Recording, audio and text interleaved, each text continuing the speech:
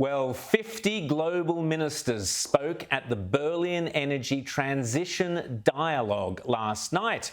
Among them was our own Energy Minister Angus Taylor, who said that lowering emissions while growing economies was one of the defining challenges of our time. And Angus Taylor drew parallels with Donald Trump's Operation Warp Speed, which was the successful program, which of course Joe Biden is now stealing the credit for, to get everybody to develop vaccines in record time. Minister for Energy and Emissions Reduction, Angus Taylor, joins me now from Canberra. How are you, Angus? Good, Rowan. Thanks for having me.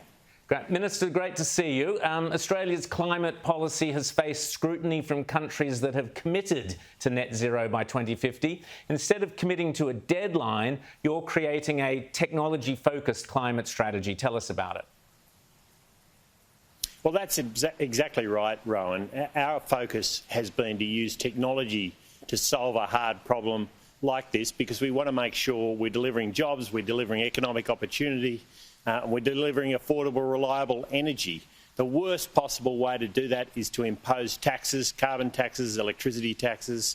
The best possible way to do it is to make use of technology, innovation, enterprise, which are, of course, great liberal national values. And we're seeing it working in Australia right now. So this is our approach. It's what I spoke about. It's technology, not taxes, that's going to solve this problem.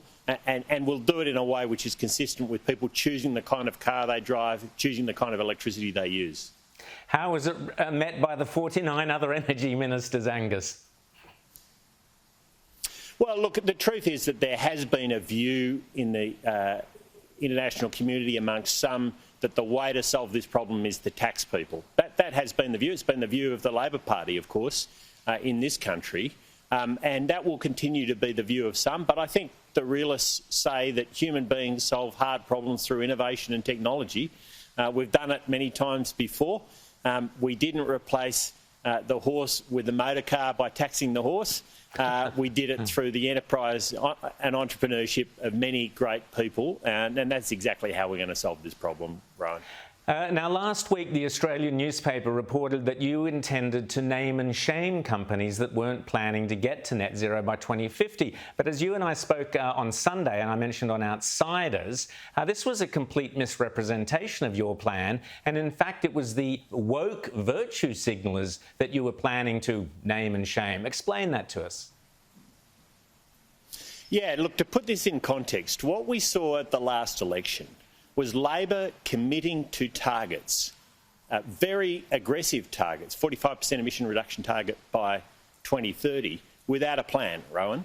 And of course, we know that in the absence of a plan, they would have had to impose something like a carbon tax. They would have hurt people along the way, hurt jobs, hurt opportunities, hurt regions. And we're seeing companies do exactly the same thing, setting very aggressive targets. And companies are free to set targets, but without explaining what their plan is and without explaining what the implication of those plans are for their customers, for their shareholders and for their employees. So we're saying to them, look, if you're going to set a target, get real with people and explain how you're going to do it. Just as we have to explain that our focus is on technology, not taxation, we expect companies to do exactly the same thing. If they don't, it is just virtue signalling, exactly as you said up front, Rowan. And the problem with that virtue signalling, Angus, is it then puts pressure, artificial pressure. It distorts the market because presumably shareholders and other customers and other people are going, oh, well, so-and-so over there, they're getting to net zero, it must be fine. And your point is that, hang on, that's putting pressure on you, the government, and you're saying if you don't know how to get there, don't say that you can. Exactly right. I mean, we're held to account for our commitments every day of the week. But it's also important we explain to the Australian people our commitments and how we're going to meet them. In any area of policy, we think it's absolutely appropriate for companies to do exactly the same. Have our companies, you spend a lot of time in boardrooms, are our companies too woke, Angus? Well, look, there has been a tendency to focus or prioritise virtue signalling over substance. And you know my view on that, Rowan, that doesn't help anyone. We need companies and governments, of course, across this country to make commitments, to deliver on those commitments. That's the right way to approach it, and that's what we expect in this area of policy from our businesses across Australia. Well, just very quickly before we go, Angus, in South Australia there's been a rapid uptake of rooftop solar, but now the energy authorities are being forced to switch off and close down household solar panels. Isn't this proof that the more we bring in so-called renewables, we actually make the grid less reliable and less stable? Yeah, around 12,000 household solar units had to be switched off.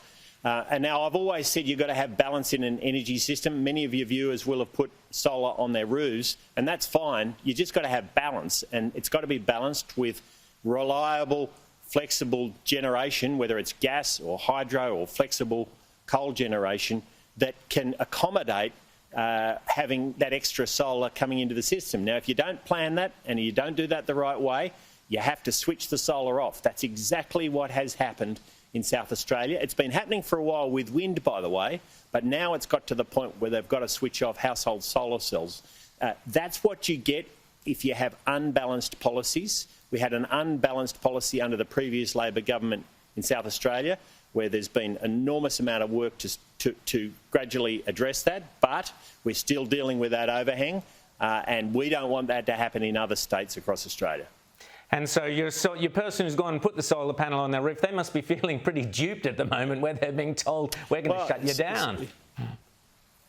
Yeah, you know, lots of people say to me, the answer to bring down emissions is just to build more solar. And I say, well, if all you do is build more solar and you don't match that, you don't complement that with gas or hydro or other dispatchable generation that you can flick on whenever you need it, then the system will break. And what we saw with this is the system breaking. That's why we need balance in our system. And that's exactly what we're focused on with our policies. That's why we need to replace Liddell with a proper dispatchable generator. And we've said there's got to be 1,000 megawatts of capacity replacing Liddell in New South Wales when it closes in April 2023 to prevent exactly this sort of thing happening. Well, I can think of a few fossil fuels that'll help you get there. Angus Taylor, thanks so much for coming on Credlin tonight. Thank you, mate. Thanks for having me, Rowan.